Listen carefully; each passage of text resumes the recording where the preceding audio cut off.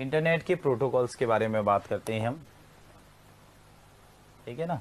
Internet के protocol 32,767 ये हमारे पास में क्या होते हैं, प्रोटोकॉल होते हैं। प्रोटोकॉल का काम क्या होता है, देखो मैं आपको समझाता हूँ कि प्रोटोकॉल क्या होता है। जैसे आप क्या है किसी मॉल में जाते हो, ये क्या है, कोई मॉल है ये। अब यहाँ पे आप जाते हो, कोई कस्टमर अगर यहाँ पे गया, ठीक है, ये इसने कुछ भी खरीदना है, इसने कहा शूज़ लेने, दुकान नंबर 1, ये किसके लिए है, शूज़ के लिए है। नंबर 2 ये किसके लिए है, क्लोथ के लिए है, कपड़े खरीदने। नंबर 3 ये क्या है, फास्ट फूड की दुकान है, ठीक है ये। तो जो भी ये कस्टमर जाता है और अंदर पूछता है कि मुझे शूज़ लेने हैं, तो नंबर 1 पे कनेक्ट कर दिया जाता है। कपड़े लेने हैं, नंबर 2 पे कनेक्ट कर दिया। इसने कहा मुझे फास्ट फूड खाना, नंबर 3 पे कनेक्ट कर दिया। नंबर 4 पे इसके क्या है, इसने कहा कि मुझे मोबाइल लेना है, तो उसके लिए नंबर 4 पे कनेक्ट कर दिया। तो ऐसे अलग अलग क्या होती हैं, शॉप्स होती हैं। ऐसे ही क्या होता है कि हमारे पास में भी क्या होता है, ऐसे 32,767 क्या है, पोर्ट होते हैं, पोर्ट ये। अब यहाँ पे पोर्टों पे ये प्रोटोकॉल काम करते हैं। HTTP 80 नंबर पे काम करता है, 30 नंबर पे FTP काम करता है, जैसे 25 नंबर पे SMTP काम करता है। उसके अलावा पोस्ट ऑफिस प्रोटोकॉल है, ठीक है ना। ऐसे अलग अलग प्रोटोकॉल हैं, ऐसे प्रोटोकॉल बने हुए हैं। और ये क्या है हमारा ISP। तो ISP के पास में 32,767 प्रोटोकॉल क्या है, पोर्ट हैं। अब किसी ने कहा, कोई व्यक्ति आया कि मुझे वेब पेज देखना है, तो उसको लाके इस दुकान से कनेक्ट कर दिया जाता है कि वेब पेज इस दुकान से, जैसे आपने कहा ना मुझे जूते खरीद रहे हैं तो कहाँ जाना, शूज़ वाली पे। कपड़े लेने इस दुकान से कनेक्ट कर देंगे। मुझे फास्ट फूड खाना है तो इधर जाओ, ये करना है इधर जाओ। तो जैसी रिक्वायरमेंट होती है उसको वहीं पे कनेक्ट कर दिया जाता है। तो ऐसे ही हम जब रिक्वेस्ट करते हैं कि हमें कोई वेब पेज देखना है, तो हमारा इंटरनेट सर्विस प्रदाता हमें क्या करता है, अपने पास में, उसके पास में जो 32,767 पोर्ट हैं, उनमें से 80 नंबर के पोर्ट पे हमें कनेक्ट कर देता है। वहाँ पे HTTP प्रोटोकॉल काम करता है, जो वेब पेज दिखाने के लिए जिम्मेदार होता है। अगर हमने कहा कि मुझे मेल भेजनी है, तो वो हमें 25 नंबर के पोर्ट पे कनेक्ट कर देगा। SMTP protocol, simple mail transfer protocol, जो मेल भेजने के लिए रेस्पॉन्सिबल होता है। हमने कहा मेल रिसीव करनी है, तो वो कहेगा इस वाले प्रोटोकॉल इस पे जाओ। तो वहाँ पे क्या होता है,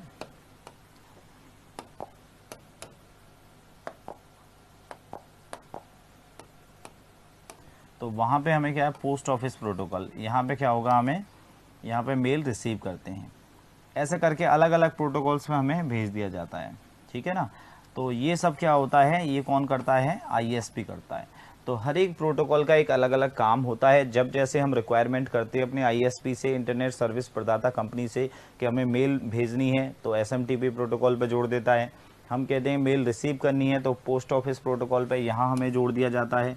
हम कहते हैं कि हमें फ़ाइल भेजनी है, तो हमें डाउनलोड करना, अपलोड करना है, फ़ाइल ट्रांसफ़र करना है, तो FTP प्रोटोकॉल 30 नंबर के पोर्ट पे हमें जोड़ दिया जाता है, ठीक है ना। तो ऐसे इसके पास में कई सारे पोर्ट होते हैं, और हर एक पोर्ट पे एक प्रोटोकॉल काम करता है। प्रोटोकॉल का मतलब नियमों का एक समूह होता है, जो हमारे हर स्पेशल काम के लिए स्पेशल प्रोटोकॉल होते हैं। हम लोग जैसे टीवी का रिमोट जब ऑन करते हैं, तो एक बटन प्रेस करते हैं, तो GTV का पोर्ट पे हम कनेक्ट हो जाते हैं। एक बटन चैनल हम प्रेस करते हैं, इतना 203 चैनल, तो हम क्या है, स्टार स्पोर्ट्स से कनेक्ट हो जाते हैं, वहाँ की सर्विस मिलने लग जाती है।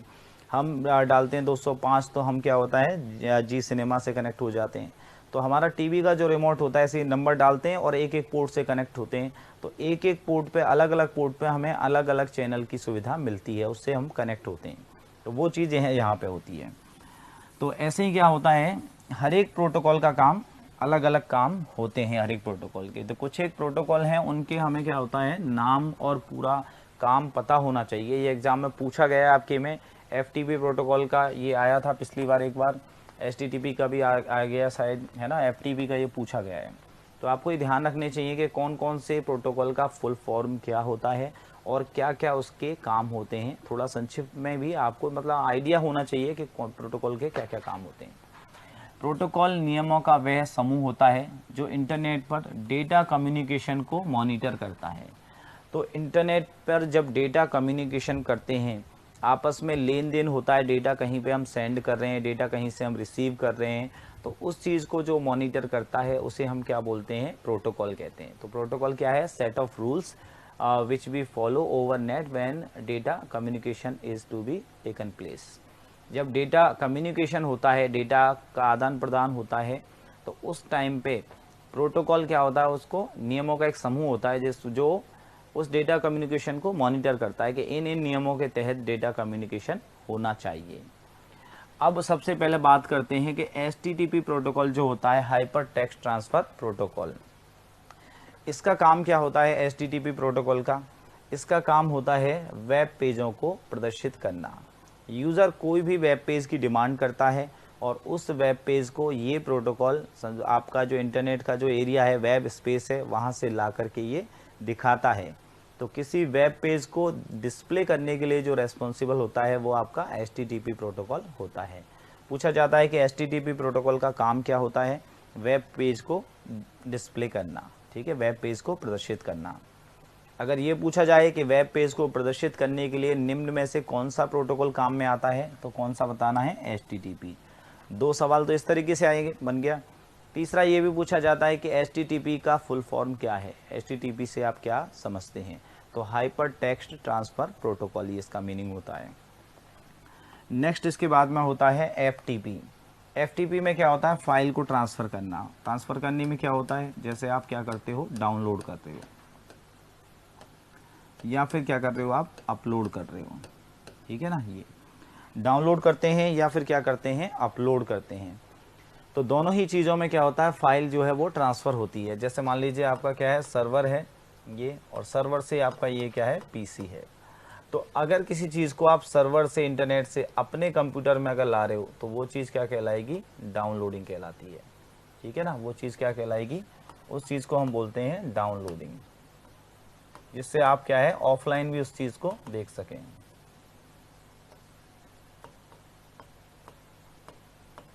इसे बोलते हैं डाउनलोडिंग। अगर आप इंटरनेट से किसी चीज़ को अपने सर्वर से अपने कंप्यूटर पे ले रहे हो, कॉपी कर रहे हो, तो उसको क्या कहते हैं, डाउनलोडिंग।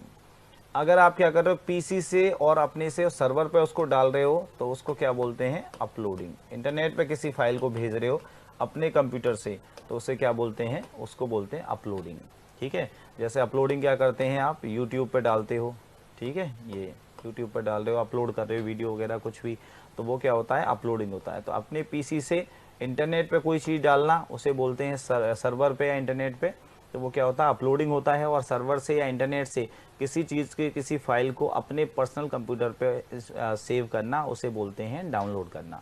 तो इन दोनों ही केसेस में क्या होता है, फाइल ट्रांसफ़र होती है। तो इसके लिए रेस्पॉन्सिबल जो प्रोटोकॉल होता है वो कौन सा होता है, अपना FTP प्रोटोकॉल होता है। कौन सा होता है, FTP। इसके बाद में SMTP प्रोटोकॉल एक आता है, SMTP। SMTP प्रोटोकॉल का काम क्या होता है, सिंपल मेल ट्रांसफ़र प्रोटोकॉल। इसका काम होता है मेल भेजने के लिए रेस्पॉन्सिबल होता है। एग्ज़ाम में पूछा जाता है कि ईमेल भेजने के लिए कौन सा प्रोटोकॉल रेस्पॉन्सिबल होता है, तो ईमेल भेजने के लिए कौन सा होता है, सिंपल मेल ट्रांसफ़र प्रोटोकॉल, ये रेस्पॉन्सिबल होता है। पहला सवाल होता है इसका नाम क्या होता है, तो SMTP का फुल फॉर्म होता है सिंपल मेल ट्रांसफ़र प्रोटोकॉल। दूसरा सवाल होता है किस काम के लिए आता है, तो ईमेल भेजने के लिए, to send email, it is use to send email. Next इसके बाद में आता है POP protocol, post office protocol. तो इसका पहला क्या है, आपको ये याद रखना है कि फुल फॉर्म क्या होता है इसका, पोस्ट ऑफिस प्रोटोकॉल होता है। ये किस काम के लिए यूज़ किया जाता है, it is use to receive email. Email receive करने के लिए इसका यूज़ किया जाता है। ईमेल अगर आपको प्राप्त करना है तो उसके लिए कौन सा प्रोटोकॉल काम करता है, पोस्ट ऑफिस प्रोटोकॉल काम करता है। इसके बाद एक और प्रोटोकॉल होता है, इसका नाम होता है IMAP।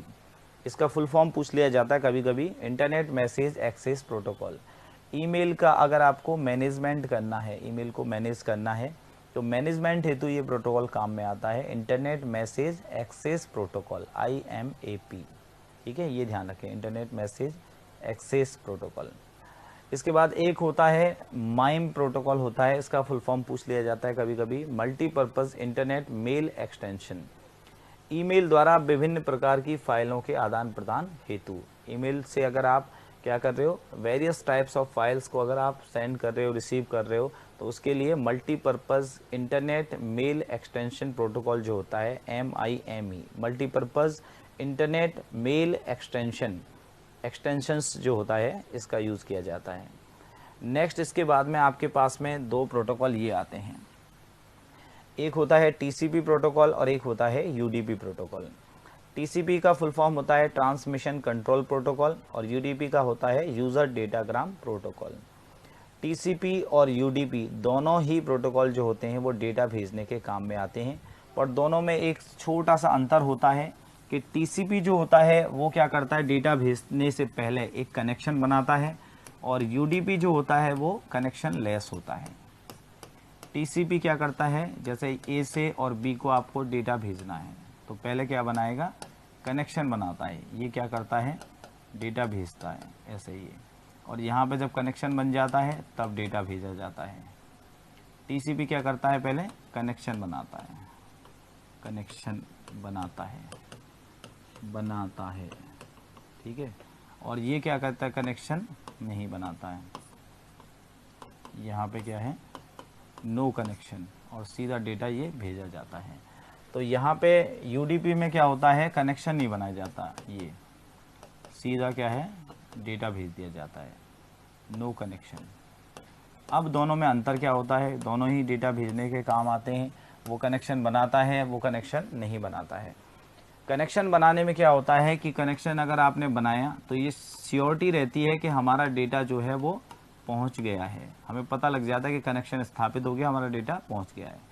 कनेक्शन नहीं बनता है तो क्या होता है, डेटा कभी पहुंच भी जाता है, कभी कभी बीच में क्या है, लॉस्ट भी हो जाता है, कभी इधर उधर भी चला जाता है, पर कोई गारंटी नहीं होती है।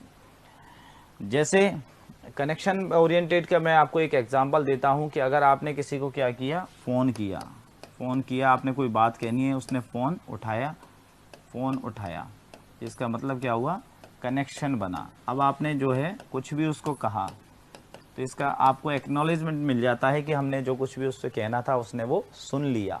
तो फ़ोन किया आपने किसी को, फ़ोन करने के बाद में उसने फ़ोन पिक किया, फ़ोन पिक करने के बाद में आपने जो कुछ भी कहा उसने सुना और उसने यस किया, तो इसका मतलब आपको एक्नॉलेजमेंट मिल गई कि हाँ मैंने जो कुछ भी मैसेज उसको भेजना था उसको मिल गया है। तो गारंटी है इसमें डेटा पहुंचने की गारंटी होती है कनेक्शन ओरिएंटेड में, कनेक्शन बनाने वाले में। इसमें क्या होता है, आपने जैसे किसी को मैसेज किया, ठीक है, अब कोई कनेक्शन नहीं बना, मैसेज पहुंचा नहीं पहुंचा कोई गारंटी नहीं है, मैसेज उसने पढ़ा नहीं पढ़ा, तो आपका डेटा उसको मिला नहीं मिला कोई गारंटी नहीं है। वो क्या होता है, बिना कनेक्शन वाला होता है, ठीक है। ये तो इसमें जो ये होता है UDP, इसलिए किस में यूज़ किया जाता है, यूट्यूब वगैरह में यूज़ किया जाता है। यूट्यूब है, जैसे वीडियो कॉलिंग आप कर रहे हो, ठीक है, उनमें क्या होता है, UDP प्रोटोकॉल काम में लिया जाता है, जहाँ पे कोई कनेक्शन नहीं बनता है। वीडियो कॉलिंग में जैसे आपके ये यूज़ किया जाता है। तो आपने देखा है ना कि कभी कभी तो स्क्रीन पे क्या होता है, आपकी तस्वीर दिखाई देती है, बफरिंग करता है, ऐसे चलता रहता है, जब डेटा आ जाता है दिखाई दे जाता है, जब डेटा नहीं आता है तो नहीं दिखाई देता। ऐसा नहीं कि एक फ्लो में आता रहे। बट UDP जो होता है वो क्या होता है, फास्ट होता है इसकी तुलना में, और ये क्या होता है, थोड़ा सा स्लो होता है, ठीक है ना। फास्ट की वजह से यूट्यूब है, वीडियो कॉलिंग है, किसको यूज़ करते हैं, UDP को करते हैं पहले, तो इसीलिए बफरिंग चलती रहती है। जैसे डेटा आ गया तो वो दिखाई देने लग जाता है यूट्यूब पे आपको, और फिर एकदम से अगर नहीं आया तो बीच बीच में फिर क्या होता है, ये चलने लग जाता है, ठीक है। पैकेट्स आते हैं उसके डेटा के और वो दिखने आपको लगे रहते हैं, और अगर मान लीजिए नहीं आ पाते हैं तो फिर क्या, वो बफरिंग चलाने लग जाता है। ऐसा नहीं कि पहले कनेक्शन बनेगा फिर लगातार डेटा आएगा। तो UDP में क्या होता है, UDP जो होता है वो आपका कनेक्शन लेस होता है, और TCP जो होता है वो क्या होता है, कनेक्शन ओरिएंटेड होता है। तो मैंने आपको बताया कि यूट्यूब वीडियो कॉल्स वगैरह इसमें क्या यूज़ किया जाता है, UDP जो आपका प्रोटोकॉल है वो यूज़ किया जाता है, और कनेक्शन लेस होता है ये UDP जो होता है, ये क्या होता है, कनेक्शन ओरिएंटेड होता है। TCP कनेक्शन ओरिएंटेड होता है, कनेक्शन स्थापित करके तब डेटा भेजता है, और UDP क्या करता है, बिना कनेक्शन बनाए ही डेटा भेजता है। ये फास्ट होता है, और ये क्या होता है, ये वाला जो है आपका TCP ये थोड़ा सा स्लो होता है। इंटरनेट प्रोटोकॉल का काम क्या होता है, इंटरनेट प्रोटोकॉल का काम होता है कि इंटरनेट पे जो भी आपके कंप्यूटर जुड़े हुए होते हैं उनको एक आईपी एड्रेस देता है और उसके ज़रिए आपस में क्या होते हैं, कनेक्ट होते हैं। इंटरनेट पर प्रत्येक कंप्यूटर का एक आईपी एड्रेस होता है। यह विभिन्न कंप्यूटरों को नेटवर्क स्थापित करके आपस में संचार करने की अनुमति प्रदान करता है।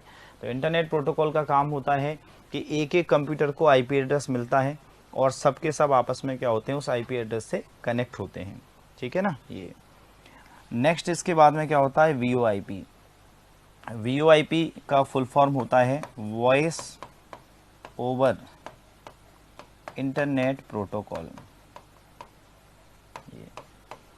इसका काम होता है कि इंटरनेट के ज़रिए आप क्या करते हो, वॉइस कॉल करते हो। जैसे आप देखते हो ना कि वॉइस कॉल करते हैं, तो वॉइस कॉल करने में क्या होता है, इंटरनेट का यूज़ होता है। तो वहाँ पे क्या होता है, अपना वॉइस ओवर इंटरनेट प्रोटोकॉल काम में लिया जाता है। वीओआईपी जो है, वॉइस ओवर इंटरनेट प्रोटोकॉल, ये वहाँ पे काम आता है जहाँ पे आप नेट के ज़रिए वॉइस कॉल करते हैं। ठीक है। ये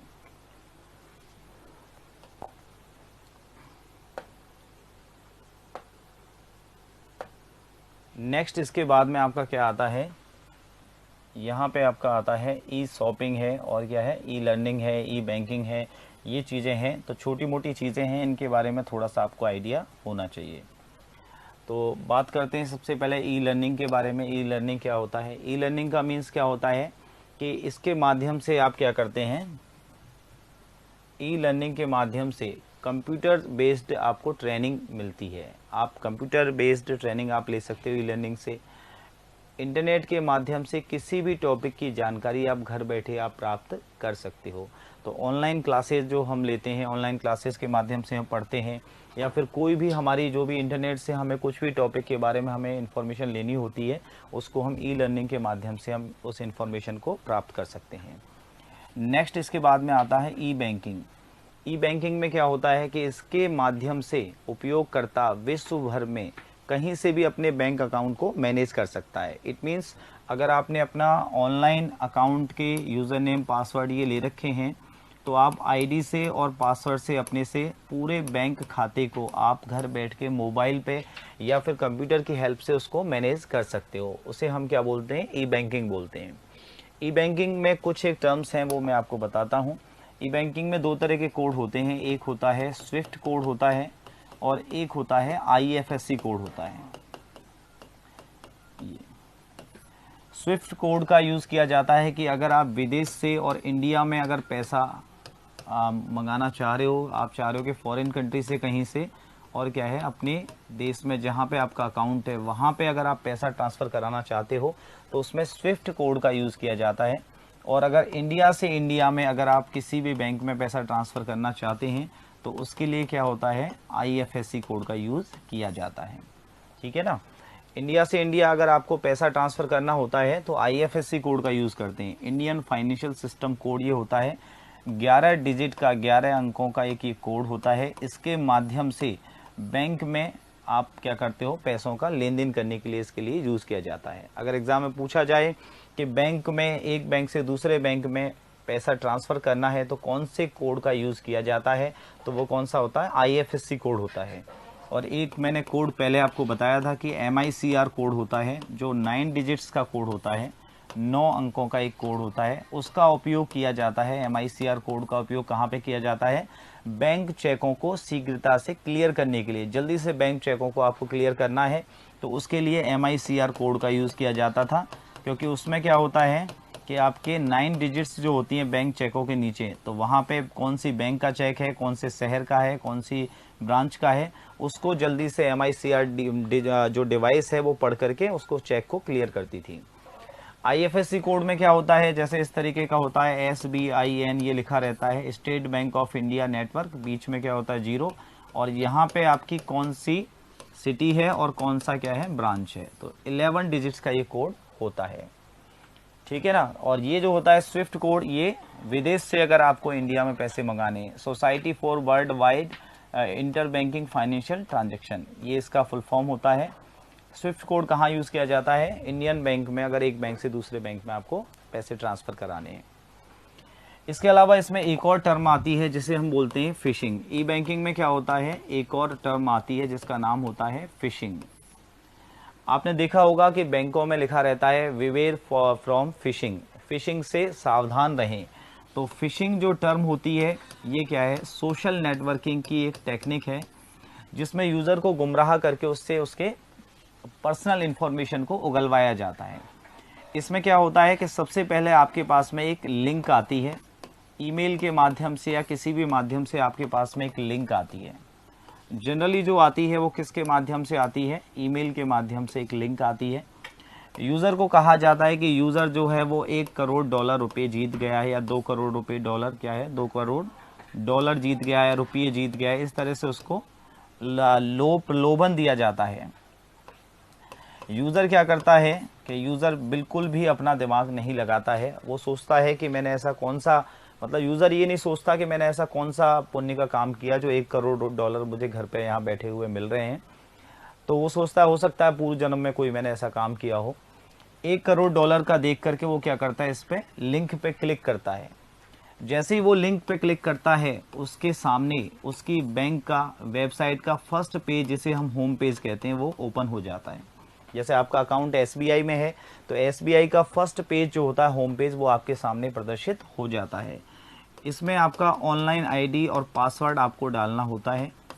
तो यूज़र क्या करता है, अपना फटाफट से अपना ID डालता है, उसमें पासवर्ड डाल के चेक करता है अकाउंट के $1 करोड़ रुपया मेरे अकाउंट में आया या नहीं आया है।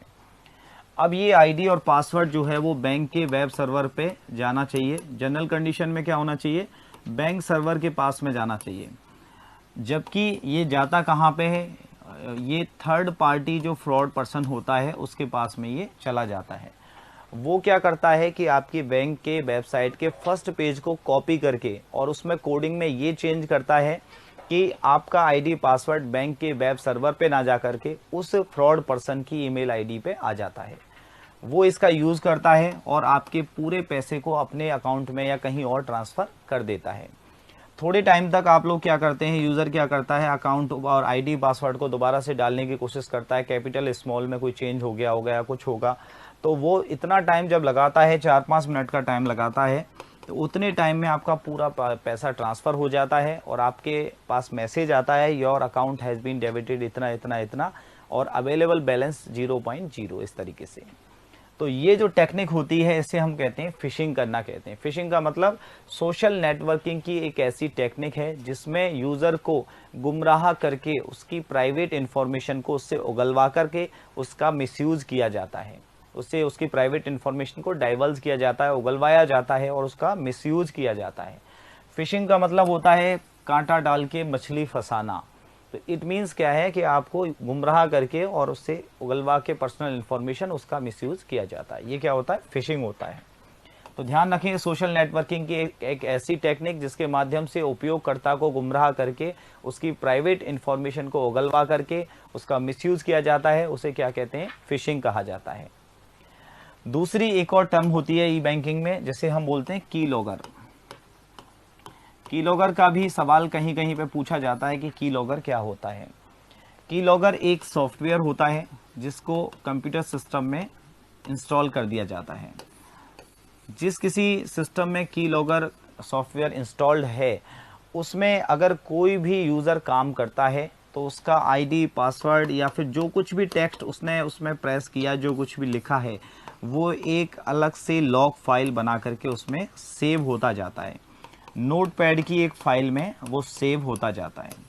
मान लीजिए आप किसी साइबर कैफ़े में गए, वहाँ के कंप्यूटर पे अगर की लॉगर पड़ा हुआ है और आपने वहाँ पे अपना अकाउंट खोला, यूज़र नेम पासवर्ड डाले, ई बैंकिंग का कोई काम किया, इसके बाद दूसरा कोई पर्सन आया, तो पूरे दिन में जितने भी लोग आए उनके सबके ID पासवर्ड वहाँ पे एक लॉग फाइल बन के सेव होते जाएंगे और थर्ड पार्टी उसका मिसयूज भी कर सकती है। इसलिए हमेशा ये ध्यान रखें कि कभी भी अनजान कंप्यूटर पे अपने पर्सनल काम नहीं करें। अपने बैंक के ID पासवर्ड, बैंक के ऑनलाइन बैंकिंग का वो अकाउंट नहीं खोलें किसी दूसरे के लैपटॉप पे या किसी कंप्यूटर पे।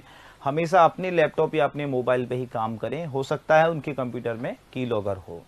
ठीक है, ये इसके बाद में हम बात करते हैं, ये तो रहा ई बैंकिंग का। ई शॉपिंग, ई शॉपिंग में क्या होता है, ऑनलाइन शॉपिंग भी इसको कहा जाता है। आप लोग ऑनलाइन शॉपिंग का आजकल सब लोग यूज़ करते हैं, जिसके माध्यम से उपयोगकर्ता कोई भी सामान जैसे कपड़े, किताबें, घरेलू सामान, खिलौने, हार्डवेयर, सॉफ्टवेयर सब खरीद सकता है। इसका एग्जाम्पल क्या है, अमेज़ॉन है आपका, अमेज़ॉन से शॉपिंग करते हैं, फ्लिपकार्ट है, ठीक है ना, ये मंत्रा है, तो इनसे हम क्या करते हैं, ई शॉपिंग करते हैं। ई रिजर्वेशन, इसमें क्या होता है कि आप किसी भी वस्तु या सेवा के लिए स्वयं को या किसी अन्य व्यक्ति को आरक्षित करने के लिए प्रयुक्त होती है ई रिजर्वेशन। इसके माध्यम से आप रेलवे का टिकट, रेलवे रिजर्वेशन कर सकते हैं, बस का टिकट बुक करते हैं, फ्लाइट का बुक करते हैं, होटल बुक कर सकते हैं, आप कहीं पे भी कुछ भी जो बुकिंग करते हैं आप, उसको क्या बोला जाता है, ई रिजर्वेशन कहा जाता है। सिंपल सी टर्म है, इसमें ज़्यादा कोई ऐसा नहीं है। नेक्स्ट इसके बाद में आता है सोशल नेटवर्किंग। ऐसी वेबसाइट है जो समान रुचियों वाले लोगों को एक साथ सूचना, फोटो और वीडियो साझा करने की अनुमति देती है। जैसे इसमें आता है आपका फेसबुक है, ये है। सोशल नेटवर्किंग में क्या होता है कि आपको अगर सेम थिंकिंग वाले लोगों का एक ग्रुप होता है, उसमें आप अपने फोटो वीडियो ये साझा करते हैं। इसमें एक सवाल पूछा जाता है कि इंस्टेंट मैसेजिंग क्या होता है।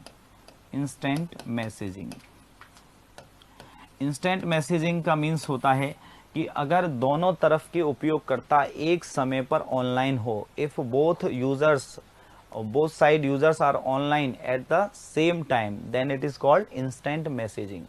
अगर दोनों तरफ के उपयोगकर्ता आपस में चैटिंग कर रहे हैं और दोनों ऑनलाइन हैं, तो उसे हम क्या बोलते हैं, इंस्टेंट मैसेजिंग कहा जाता है। एक तो होता है मैसेज, सिंपल मैसेज भेजना, एक होता है कि दोनों तरफ के यूजर एक समय पे ऑनलाइन हैं। एक समय पे अगर दोनों तरफ के यूजर ऑनलाइन हैं तो उसे हम क्या बोलते हैं, इंस्टेंट मैसेजिंग कहा जाता है। इसके बाद में आता है ई कॉमर्स।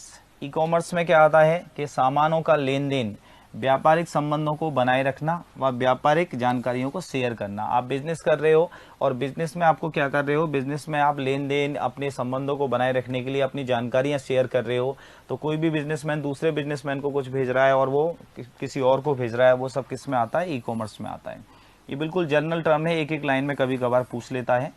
एम कॉमर्स में होता है कि वायरलेस के माध्यम से अगर आप क्या कर रहे हो, किसी सामान को परचेज या सेल करते हो, तो इसे हम क्या बोलते हैं, एम कॉमर्स कहते हैं। एम कॉमर्स का मीन्स होता है किसी भी वस्तु या सामान इत्यादि को वायरलेस कम्युनिकेशन के माध्यम से खरीदना या बेचना। तो ये जनरल टर्म है, बिल्कुल आसान टर्म है, एक एक लाइन में आपको पता होना चाहिए इनके बारे में कि क्या क्या टर्म होती हैं ये। नेक्स्ट इसके बाद में इंपॉर्टेंट चीज़ ये आती है कंप्यूटर सिक्योरिटी। कंप्यूटर सिक्योरिटी में क्या होता है, कंप्यूटर सिक्योरिटी को हम कहते हैं साइबर सिक्योरिटी या आईटी सिक्योरिटी भी कहते हैं। इसमें हमें मालवेयर अटैक से हमें बचना होता है। तो मालवेयर क्या होता है, पहले ये आप समझ लें, मालवेयर में क्या आता है आपका, उसके बारे में मैं आपको बता देता हूं। देखिए मालवेयर जो है एक टर्म है,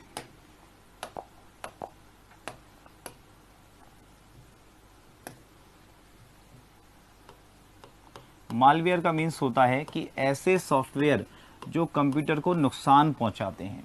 ऐसे सॉफ्टवेयर जो कंप्यूटर को नुकसान पहुंचाते हैं, किसी भी टाइप का सॉफ्टवेयर है जो कंप्यूटर को नुकसान पहुंचा रहा है, वो मालवेयर की कैटेगरी में आता है। जैसे वायरस है, इसके अलावा आपका क्या है, वर्म है, इसके अलावा आपका क्या होता है, ट्रोजन हॉर्स है, ट्रोजन है, स्पाईवेयर है, या फिर क्या है वो एडवेयर है।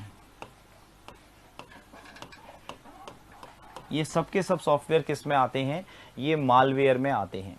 मालवेयर का मीनिंग आप ये समझ लें कि मालवेयर का मीनिंग होता है कि ऐसा सॉफ्टवेयर जो कंप्यूटर सिस्टम को नुकसान पहुंचाता है या हानि पहुंचाता है। तो हानि पहुंचाने वाले सॉफ्टवेयर जितने भी होते हैं वो सब क्या होते हैं, मालवेयर सॉफ्टवेयर कहलाते हैं।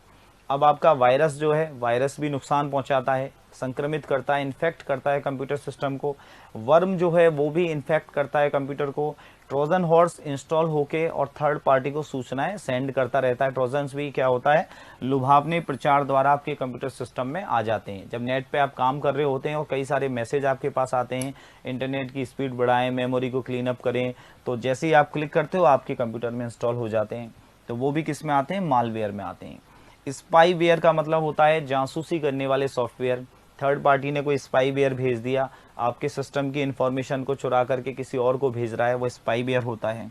एडवेयर होता है कि आपका एक साइट पे अगर किसी ने एडवेयर अटैक किया है और आपने क्या किया कि जैसे उस वेबसाइट को ओपन कर रहे हो तो इतना सारे एडवर्टाइजमेंट का बोम्बार्डमेंट होता है, बमबारी होती है कि आप उस साइट को खोल नहीं पाते हो। तो ये एडवेयर होता है।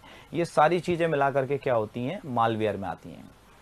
तो ये आपको ध्यान रखना है कि वायरस जैसे है, इसको आगे हम पढ़ेंगे, तो इसका फुल फॉर्म होता है vital information resource under seize. ये इंपॉर्टेंट होता है, इसका पूछा जाता है, vital information resource under seize, ये वायरस का फुल फॉर्म होता है, अंडर सीज। ठीक है। तो वायरस क्या होता है, वायरस एक ऐसा प्रोग्राम होता है जो कंप्यूटर सिस्टम में आने पर उसको संक्रमित करता है, उसकी प्रॉपर वर्किंग जो है उसको डिस्टर्ब कर देता है। आपका पॉइंटर जो होता है वो उसकी टेल दिखने लग जाती है, वो ब्लिंक करता है, किसी फोल्डर पे क्लिक करते हो कोई और फोल्डर खुलने लग जाता है, सिस्टम की स्पीड क्या हो जाती है, स्लो हो जाती है, न्यू फोल्डर नाम से कई सारे फोल्डर बन जाते हैं। तो ये माने आपके वायरस आने पे सिस्टम की प्रॉपर वर्किंग डिस्टर्ब हो जाती है, कंप्यूटर क्या हो जाता है, संक्रमित हो जाता है, इन्फेक्ट हो जाता है। ऐसी कोई फाइल जिसमें वायरस है वो आपने अपने सिस्टम में लोड किया, पेन ड्राइव लगा दी, तो उससे क्या हो जाएगा, वायरस आ जाएगा। हम लोग जनरली क्या होता है, जब हम लोग बीमार होते हैं, संक्रमित हो जाते हैं, हमें कोई वायरस आ गया हमारी बॉडी में, तो हम क्या कहते हैं, काम नहीं हो रहा, हमारी स्पीड क्या हो जाती है, स्लो हो जाती है, सर में दर्द है और कुछ है परेशानी, काम में हमारा मन नहीं लगता है। तो वही सिस्टम किसके साथ होता है, कंप्यूटर के साथ में होता है। कंप्यूटर में भी जब वायरस आता है तो कंप्यूटर की स्पीड भी क्या हो जाती है, स्लो हो जाती है, प्रॉपर वर्किंग जो होती है उसकी वो डिस्टर्ब हो जाती है। तो ये आपको ध्यान रखना है कि इसका फुल फॉर्म क्या होता है, आगे डिटेल में इसका हम चर्चा करेंगे, अभी शॉर्ट में इसको ध्यान रखेंगे। वायरस क्या होता है, vital information resource under seize होता है। वर्म का फुल फॉर्म होता है राइट वंस, और ये होता है read many, write once read many, ये होता है। वर्म का हिंदी में मीनिंग होता है कीड़ा। अब कीड़ा क्या होता है कि एक बार कहीं पे जैसे कीड़ा कहीं लग जाता है तो आगे अपने आप से फैलता जाता है। जैसे मान लीजिए किसी बच्चों के दांत में कीड़ा लग गया, अब वो क्या होता है, एक दांत से दूसरे दांत में, तीसरे में, चौथे में फैलता जाता है, उसको रोका नहीं जाता। तो ऐसे ही वर्म जो होता है ये भी क्या है, एक मालवेयर सॉफ्टवेयर है, नुकसान पहुंचाने वाला सॉफ्टवेयर है। ये अगर किसी एक फाइल में आ गया ए, तो ए से बी में अपने आप ऑटोमेटिकली जाएगा, बी से सी में जाएगा, सी से डी में जाएगा, और अपनी कॉपी बनाते हुए, फोटो कॉपी बनाते हुए आगे ये बढ़ता रहता है, उसे बोलते हैं वर्म। ठीक है ना, ये ध्यान रखें, राइट वंस एक बार लिखें और रीड मैनी कई बार उसको पढ़ सकते हैं। ट्रोजन क्या होता है, ट्रोजन का मीन्स होता है कि ऐसे सॉफ्टवेयर जो लुभावने प्रचारों द्वारा आपके कंप्यूटर सिस्टम में आते हैं, यूजर को गुमराह करके आपके सिस्टम में इंस्टॉल हो जाते हैं। जैसे आप इंटरनेट पे काम कर रहे हो और इंटरनेट पे काम करते करते आपके साइड में आपके मैसेज आ रहा है कि अपने सिस्टम की स्पीड बढ़ाएं, स्पीड बूस्टर जो होता है वो, या फिर क्या करें, आपकी मेमोरी फुल हो गई है और मेमोरी को क्या करना है, क्लीन अप करना है। तो ऐसे प्रचार आपके साइड में आते रहते हैं, और जब आप उन पे क्लिक करते हो तो वो क्या होता है, आपके सिस्टम में ट्रोजन हॉर्स इंस्टॉल हो जाता है। ठीक है ना। तो इंटरनेट पे काम करते टाइम जब आपको लुभावने प्रचारों के द्वारा ये आता है, अपनी पहचान छुपा के ये हमारे सिस्टम में इंस्टॉल हो जाते हैं, वो क्या कहलाते हैं, ट्रोजन्स कहलाते हैं। ये बहुत ज़्यादा नुकसानदायक होते हैं, इनको निकालना बहुत मुश्किल होता है। स्पाईवेयर जो होता है वो सॉफ्टवेयर होता है जो, स्पाई का मीन्स होता है जासूस।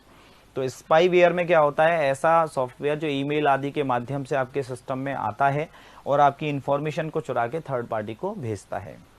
एडवेयर का मीनिंग होता है कि जैसे मान लीजिए कोई वेबसाइट है, आप इस वेबसाइट को ओपन कर रहे हैं, और जब वेबसाइट को ओपन करने वाले हैं उसी टाइम पे क्या होता है, एकदम से बहुत सारे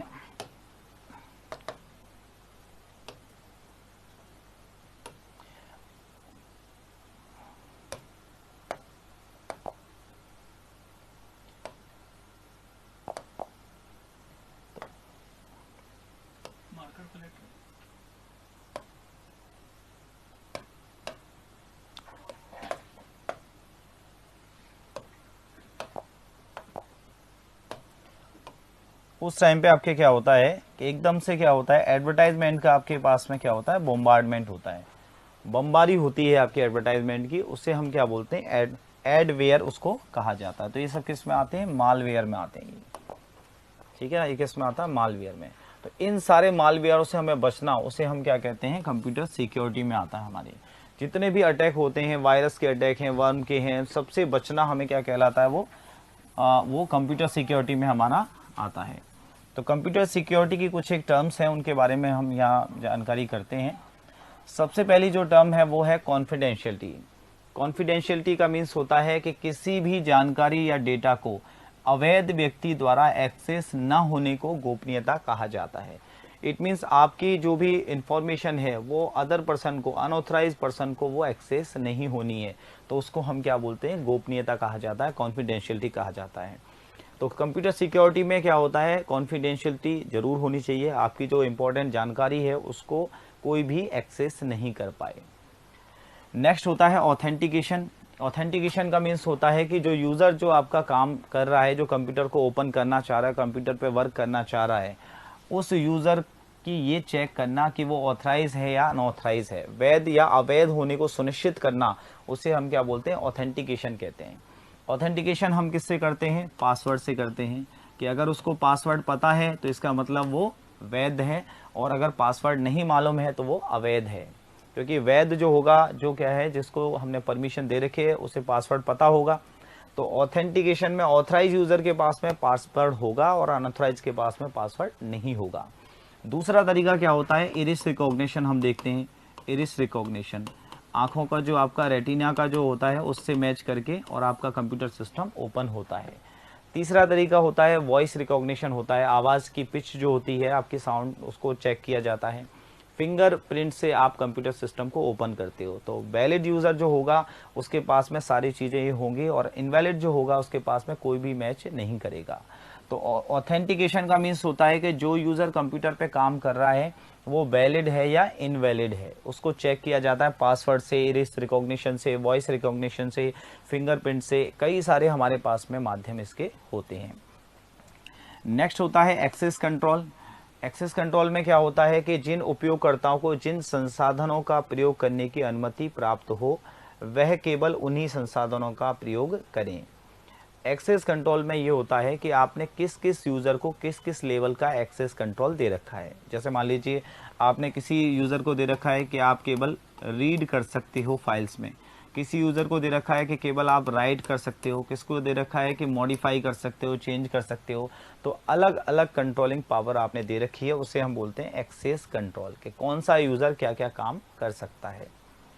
इसके बाद एक टर्म आती है स्टेनोग्राफी। स्टेनोग्राफी में होता है कि किसी संदेश को उसके अस्तित्व सहित छुपाने की कला को स्टेनोग्राफी कहते हैं।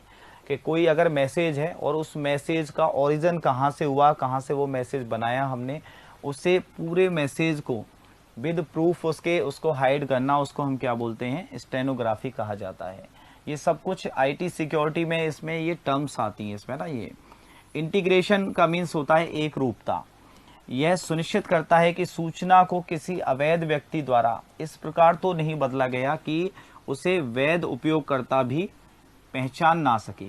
मीन्स ये होता है कि ऐसा कुछ चेंज कर दिया जिससे सूचना जो है वो अवैध व्यक्ति ने ऐसे बदल दिया कि वैध भी उसको पहचान नहीं पा रहा, मतलब बीच में उसको क्या कर दिया, मॉडिफाई कर दिया, कुछ ऐसा चेंज कर दिया कि उसको ऑथराइज यूजर भी उसको पहचान नहीं पा रहा। तो इसलिए हम क्या कहते हैं, इंटीग्रेशन का मतलब होता है कि वो सूचना ऐसी होनी चाहिए कि एक रूप होनी चाहिए, ऐसा नहीं हो कहीं से चली और बीच में आके किसी ने मॉडिफाई कर दिया और फिर हम उसको पहचान भी नहीं पा रहे हैं। फिर इसके बाद में आता है क्रिप्टोग्राफी। क्रिप्टोग्राफी क्या है, आईटी सिक्योरिटी का पार्ट है। इसमें किसी सूचना को छिपाकर या गुप्त तरीके से लिखने की तकनीक को क्रिप्टोग्राफी कहा जाता है। अब सूचना को छिपाकर या गुप्त तरीके से कैसे लिखा जाता है, उसके 2-3 रियल लाइफ के एग्जाम्पल मैं आपको बता देता हूँ कि क्रिप्टोग्राफी में क्या होता है। क्रिप्टोग्राफी में क्या होता है कि आप किसी को मैसेज भेज रहे हैं और वो मैसेज जो है वो इस तरीके से भेजा जाता है कि कोई उसको बीच में पढ़ नहीं सके। जैसे मान लीजिए आप किसी को ये मैसेज भेजना चाह रहे हैं, AB, ये मैसेज करना चाह रहे हैं, आपको लग रहा है कि ये जो मैसेज है वो थर्ड पार्टी तक पहुंचने में बीच में कोई भी इसको क्या कर सकता है, एक्सेस कर सकता है। तो क्रिप्टोग्राफी में मैंने बताया किसी सूचना को छिपाकर या गुप्त तरीके से लिखने की तकनीक को क्रिप्टोग्राफी कहा जाता है। अब आप उसको मैसेज भेजना चाह रहे हैं, AB, ये मैसेज भेजना चाह रहे हैं, आपको लग रहा है कि बीच में कोई भी उसको क्या कर सकता है, हैक कर सकता है, और ऐसा भेजना है जैसे बीच में हैक कर ले और उसके समझ में भी नहीं आए। तो हम क्या करते हैं यहाँ पे इसको +2 कर देते हैं यहाँ पे। तो हम क्या करेंगे, यहाँ पे +2 अप्लाई किया इस पर, और ए का +2 किया तो ए हो गया BC और बी हो गया CD। अब आपने क्या कर दिया, CD को आपने सेंड कर दिया। तो आपने ए और बी मैसेज भेजना है, उसमें +2 कर दिया कि हर कैरेक्टर पे +2 होके, और उसको आपने भेज दिया। एक ऐसी मैकेनिज्म लगाई, एल्गो लगाई कि हर अक्षर को आपने +2 करके और एक नया मैसेज बनाया और उसको आपने सेंड कर दिया। अब मान लीजिए बीच में किसी ने इसको हैक कर लिया, तो वो इसको डिकोड नहीं कर पाएगा कि CD का मीन्स क्या है। उधर वाले पर्सन को आपने बता रखा है, उसको पता है कि प्राइवेट की क्या है इसकी, कि -2 करना है। जो भी मैसेज हमारे पास में आ रहा है उसमें हर कैरेक्टर को -2 करना है। तो CD में वो -2 करेगा, तो यहाँ पे क्या आ जाएगा, यहाँ पे वापस से उसको क्या मिल जाएगा, AB मिल जाएगा यहाँ पे। तो कितना आ जाएगा, AB। तो इस टेक्निक को हम क्या बोलते हैं, क्रिप्टोग्राफी कहते हैं। क्रिप्टोग्राफी में क्या होता है, कोई भी संदेश हमें देखना होता है, किसी को भेजना होता है, तो इस तरीके से भेजा जाता है कि बीच वाले आदमी की समझ में नहीं आए। वो क्या होता है, क्रिप्टोग्राफी होता है। क्रिप्टोग्राफी में कुछ एक टर्म्स हैं, प्लेन टेक्स्ट, साइफर टेक्स्ट, ये इसके बारे में आप जाने। प्लेन टेक्स्ट का मीनिंग होता है कि ये इनपुट के रूप में दिए जाने वाला ओरिजिनल संदेश होता है। तो ओरिजिनल संदेश क्या होता है, वो प्लेन टेक्स्ट होता है। तो यहाँ पे ओरिजिनल संदेश हमारा कौन सा है, AB जो है वो क्या है, ओरिजिनल संदेश है। इसके बाद में साइफर टेक्स्ट जो होता है, यह कोडेड संदेश या एनक्रिप्टेड डाटा होता है। हमने इस पे एक एनक्रिप्शन किया, मीन्स इस पे कोई एल्गो अप्लाई की, +2 कर दिया, तो ये जो बना CD, ये क्या कहलाएगा, आपका साइफर टेक्स्ट कहलाएगा। प्लेन टेक्स्ट का मीनिंग होता है सिंपल टेक्स्ट, जो हम मैसेज भेजना चाहते हैं। ओरिजिनल जो संदेश हमारा होता है, सिग्नल जो होता है, उसको हम प्लेन टेक्स्ट कहा जाता है। उस पे अगर आपने कोई ऐसी एल्गो लगा के उसको चेंज कर दिया कि किसी और के समझ में नहीं आए, तो उसको हम क्या बोलते हैं, साइफर टेक्स्ट कहते हैं। तो यहाँ पे हमारा AB क्या है, प्लेन टेक्स्ट है AB, और उस पे एल्गो लगाई +2, और उसके बाद में जो बना वो क्या हुआ, साइफर टेक्स्ट कहलाता है। ठीक है।